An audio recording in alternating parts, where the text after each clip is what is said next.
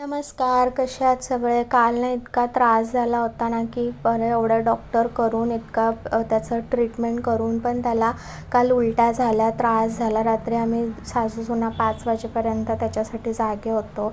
आणि मग डोक्यामध्ये आला, इतका राग आला, की मी माझ्या 37 दिवसाचा प्रवास पूर्ण जो मी केला होते व्लॉग ते सगळे डिलीट करून टाकले.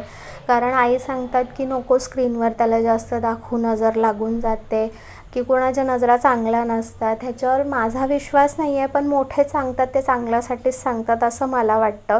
म्हणून मी माझे 37 दिवसाचे व्लॉग केले होते ते डिलीट केले. मला रोज पाहणाऱ्यांना माझी भावना कळलीच असेल. तर मी हे काय कुठल्या ह्याच्यासाठी करत नाही, मला आवडतं म्हणून मी करते.